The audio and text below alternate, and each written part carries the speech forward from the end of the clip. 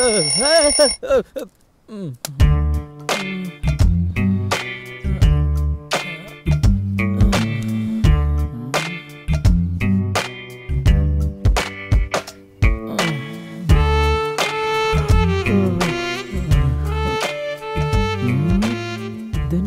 விஜய் படமா இருக்கே.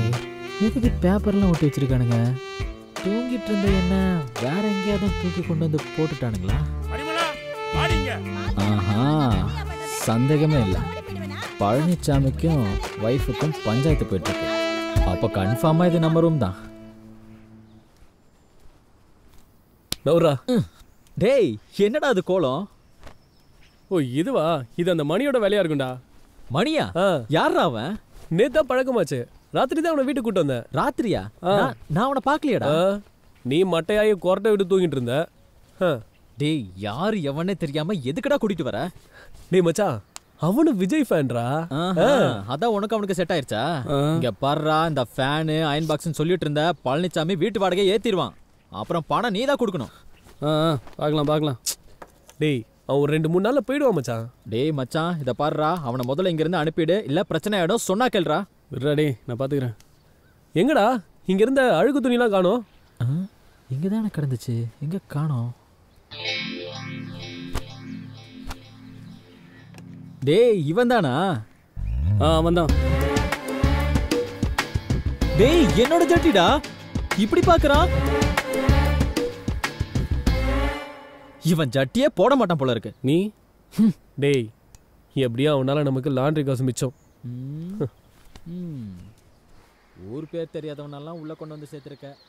என்ன நடக்க போதோ அந்த ஆண்டவனுக்கு தான் வெளிச்சம்.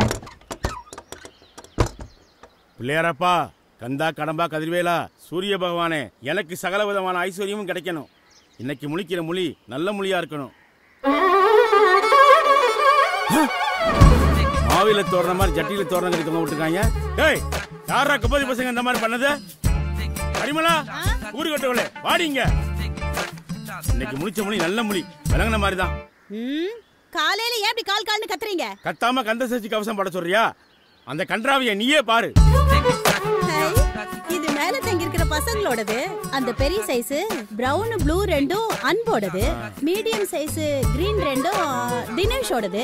அந்த காபி கலர் ஜட்டி தான் புதுசா இருக்கு. அது யாரோடது? இதெல்லாம் எப்படி உனக்கு தெரியும்? அது போங்க, பசங்க எவ்வளவு நாளா இங்க தங்கிட்டு இருக்காங்க, எனக்கு தெரியாதா? கர்மம். அங்க கிடக்குது பாருங்க உங்க நஞ்சு போன டவுசர். இந்த வீட்ல என்ன நடக்குது? யாரு அவன்? யாருன்னு எனக்கு என்ன தெரியும்? அந்த பசங்க வேலைக்கு வச்சிருப்பானுங்க. அவங்களே வேலை விட்டுறாதீங்க. இதுல வேலைக்கு ஒரு ஆள் வச்சிருக்காங்களா? டேய், வாடாங்க.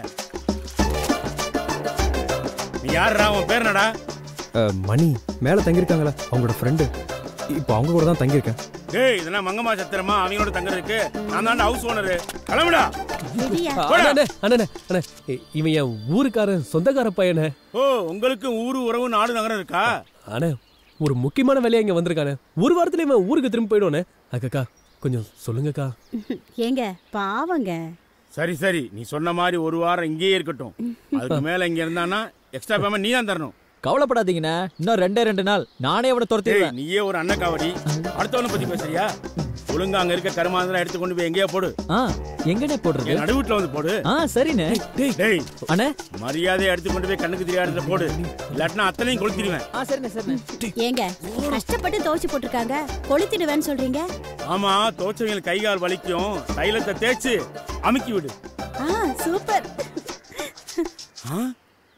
ஏய்,